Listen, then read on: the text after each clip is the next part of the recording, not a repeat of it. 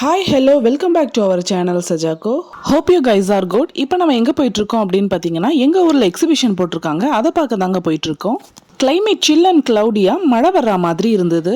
Sunset ஆகும்போது ஸ்கையுடைய colour பார்த்தீங்கன்னா அவ்வளோ அட்டகாசமாக இருக்கும். இறைவனுடைய படைப்பு எவ்வளோ ரசனையானதுன்னு பாருங்கள், மாஷால் தான். இப்போ டைம் அரௌண்ட் 6:25 இருக்கும். இயர்லியராக போகணுங்கிற பிளானில் தான் இருந்தோம், பட் டிலே ஆயிடுச்சு. அரௌண்ட் 6:45க்கு தான் அங்கே நாங்கள் ரீச் ஆனோம். குறிப்பிட்ட டிஸ்டன்ஸில் வந்துட்டு இருக்கும் போதே ஜிஎன்டிவியில் பார்த்துட்டு குஷி ஆகிட்டேன். இந்த மாதிரியான எக்ஸிபிஷன் பல முறை எங்கள் ஊரில் நடந்திருக்கு, ஆனால் எனக்கு இதான் ஃபர்ஸ்ட் எக்ஸ்பீரியன்ஸ். ஸோ ரொம்ப எக்ஸைட்மெண்ட்டாக போயிட்டுருக்கேன். இவ்வளவு ஆட்கள் பக்கத்தில் இருந்தும் கூட அந்த மாடு என்ன பண்ணுதுன்னா, அப்போ எனக்கும் பசிக்கும்ல அப்படிங்கிற மாதிரி பக்கத்தில் இருக்கக்கூடிய காய்கறி கடையில் இருக்க வெங்காய கூடையில் இருந்த எல்லா வெங்காயத்தையுமே காலி பண்ணிடுச்சு. பசங்க விரும்பி பார்க்கக்கூடிய சோட்டா பீம் எக்ஸிபிஷனோடைய என்ட்ரன்ஸ் மேலே இருக்கக்கூடிய கட் அவுட் மேலே நின்றுட்டு வெல்கம் பண்ணுற மாதிரியான போஸ்டர் இருந்தது. ஒரு வழியாக டிக்கெட் வாங்கிட்டு உள்ளே போயிட்டோம். உள்ளே போனதுமே ரெண்டு சைட்லேயுமே ஃபேன்சி ஸ்டோர், அப்புறம் ஆப்போசிட்டில் ஹேண்ட்பேக் ஷாப் இருந்தது. அதுக்கப்புறமா இந்த பக்கம் பார்த்தீங்கன்னா டாய் ஷாப்லாம் இருந்தது. இந்த பக்கம் பார்த்தீங்கன்னா full and full food court தான். வரக்கூடியவங்களை என்டர்டைன்மெண்ட் பண்ணுற மாதிரியான நிறைய விஷயங்கள் இருந்துச்சு. அது எல்லாத்தையுமே ஒன் பை ஒன்னாக வீடியோவில் காட்டியிருப்பேன் பாருங்கள். இங்கே நிறைய உறவினர்களையும் நண்பர்களையும் சந்தித்தோம். அதுலேயும் ரொம்ப சந்தோஷமான ஒரு விஷயம் என்னென்னா, நம்மளுடைய சப்ஸ்கிரைபரையும் இங்கே சந்தித்தோம். நம்ம சேனல் ரொம்பவே நல்லா இருக்குது அப்படின்னு சொல்லிட்டு நிறையவே ஃபீட்பேக் சொல்லியிருந்தாங்க. கேட்கும் போது மனசுக்கே ரொம்பவே சந்தோஷமாக இருந்தது. நம்ம சேனலில் வரக்கூடிய எல்லா வீடியோஸுமே மக்களுக்கு ஏதாவது ஒரு வகையில் பயன் தரக்கூடிய வீடியோஸாக தான் இருக்கும். நம்ம சேனலை சப்போர்ட் பண்ணக்கூடிய எல்லா மக்களுக்கும் என்னுடைய தேங்க்ஸை தெரிவிச்சுக்கிறேன். உங்களுடைய அன்பும் ஆதரவும் எப்பொழுதுமே எனக்கு வேணும். ஸோ தொடர்ந்து கொடுத்துட்டே இருங்க.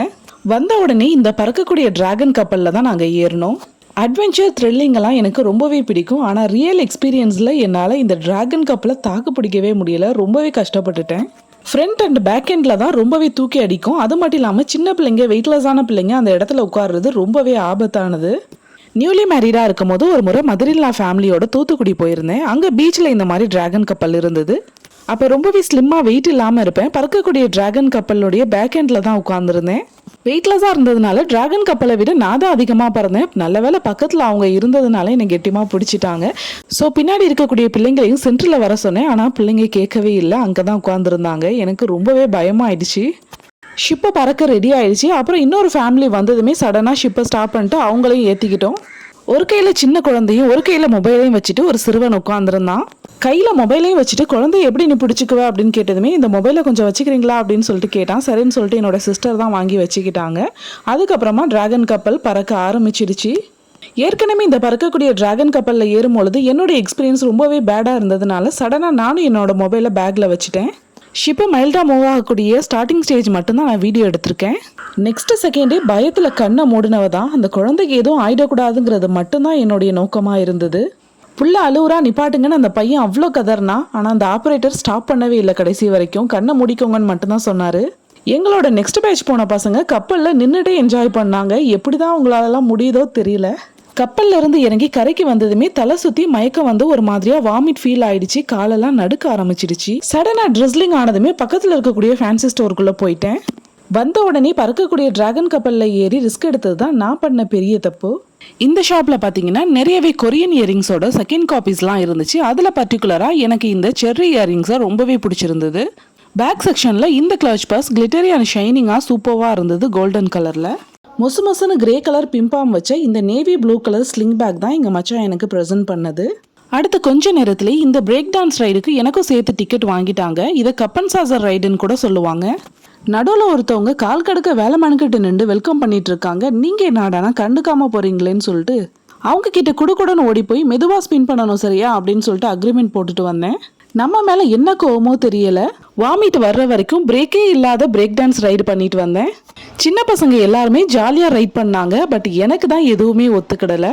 ஸ்டார்டிங்கில் எல்லாமே ஸ்லோவாக தான் இருந்தது. போக போக தான் அந்த ஸ்பீடு ஜாஸ்தி ஆகும் போது ஒரு மாதிரியான பயம்.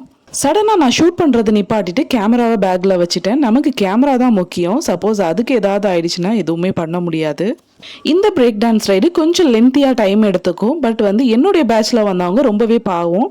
நான் வாமிட் பண்ணதுனால சடனாக நிப்பாட்டிட்டாங்க.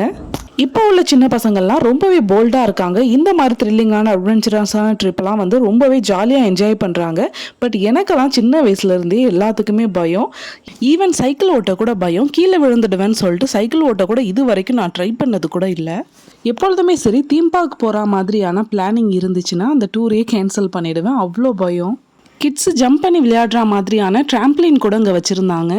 சின்ன பிள்ளைங்க அழுங்காமல் குலுங்காமல் போகிற மாதிரியான டிராகன் ட்ரெயின் கூட இருந்தது.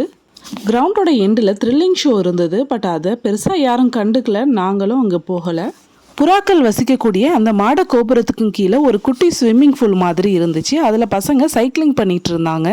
முழு நிலா, அதுக்கும் கீழே அடர்த்தியான அழகான ஒரு ஆலமரம், அதுக்கும் கீழே பசங்க நீச்சல் குளத்தில் அமைதியான முறையில் எந்த ஒரு ஆரவாரமும் இல்லாமல் நீந்திட்டு இருந்தாங்க. இதுதான் காட்டுப்பள்ளிவாசல் தர்கா. சின்ன வயசில் எப்போவோ கந்திரிக்கு வந்தது ஞாபகம் இருக்குது. சோட்டா பீம் கையை கட்டிட்டு நின்றுட்டு இருக்காரு. ஆனால் இங்கே யாருமே பிள்ளைங்க போகலை. இந்த ஜோக்கர் ட்ரெயினில் தன் பிள்ளை அழகாக ஏறி சவாரி செய்யக்கூடிய அழகை பெற்றோர்கள் பார்த்து ரசிச்சுக்கிட்டு இருந்தாங்க. அடுத்தது பார்த்தீங்கன்னா இந்த ராட்சத ராட்டினம். இந்த ஜியண்ட் வீலில் ஏறக்கூடிய நிலைமையில் நான் இல்லை. ஸோ நான் வரமாட்டேன்னு ஸ்ட்ரிக்டாக சொல்லிட்டேன். ஆல்ரெடி நம்ம போன ரைட்னாலேயே குடல் இடம் மாறி போச்சு. இதுக்கு மேலே நம்ம ரைடு போனோன்னா வாமிட்டுக்கு பதிலாக குடல் தான் வெளியே வந்துடும். ஸோ நான் மாட்டேன்னு சொல்லிட்டேன். இதுக்கப்புறம் ரைடு எல்லாமே முடிஞ்சிடுச்சு. இனிமேல் ஸ்நாக்ஸ் சாப்பிட்ற வேலை மட்டும்தான். ஆனால் அது கூட நான் உருப்படியாக செய்யலை. இங்கே இருந்த ஐஸ்கிரீம் வெண்டிங் மிஷினில் இருந்த ஐஸ்கிரீமும் வாங்கி சாப்பிட்டோம். அதுக்கப்புறமா அவங்க எல்லா ஃப்ளேவரையுமே தனித்தனியாக வச்சுருந்தாங்க. ஈச் ஃப்ளேவர்லேயும் ஒவ்வொரு ஸ்கூப் எடுத்து அந்த கோன் வேஃபரில் வச்சு கொடுத்துருந்தாங்க. பட் நான் அதுவும் சாப்பிடலை. அடுத்ததாக பார்த்தீங்கன்னா பானிபூரி, பேல்பூரி இந்த மாதிரி சாட் ஐட்டம்ஸ்லாம் ஒரு கப்பில் வச்சு கொடுத்துருந்தாங்க. அது பிள்ளைங்க தான் சாப்பிட்டாங்க. ஆல்ரெடி வாமிட் பண்ணதுனால ரொம்பவே பேனிக் ஆகிட்டேன். மறுபடியும் எந்த ஒரு ஃபுட்டுமே நான் எடுத்துக்கல. எக்ஸிபிஷன் வந்துட்டு எதுவுமே சாப்பிடாம போன ஒரே ஆள் நான் மட்டுமா தான் இருக்கும். கெமிக்கல் கலர் யூஸ் பண்ணுறதுனால பஞ்சு மிட்டாயை அரசு தடை செஞ்சிருச்சு. அதனால கலர் இல்லாத வெள்ளை பஞ்சு மிட்டாய் அங்கே சேல் பண்ணிட்டு இருந்தாங்க. சுடு மணலில் ஃப்ரெஷ்ஷாக வறுத்து பேக்கெட் போட்ட நொறுக்கு தீனியெல்லாம் அங்கே சேல் பண்ணிட்டு இருந்தாங்க. அதில் கொஞ்சம் வீட்டுக்கு பார்சல் வாங்கிட்டு வந்துட்டோம். இறைவன் கொடுத்த அழகான உறவுகளோடு இன்றைய நாள் சூப்பராகவே போணுச்சு. கண்ணா பின்னான்னு சாப்பிட்டு வயிற்று கெடுக்காமல் வாயை கம்முன்னு கட்டினாதான் வாழ்க்கை ஜம்முன்னு இருக்கும். ஸோ வீட்டுக்கு ரீச் ஆனதுமே முதல் காரியமாக அம்மா கையால் ஒரு கஷாயத்தை போட்டு குடிச்சிட்டு கம்முன்னு படுத்தாச்சு. வீடியோ பிடிச்சிருந்தா ஒரு லைக்கை போட்டுட்டு மறக்காமல் நம்ம சேனலை சப்ஸ்கிரைப் பண்ணிவிடுங்க.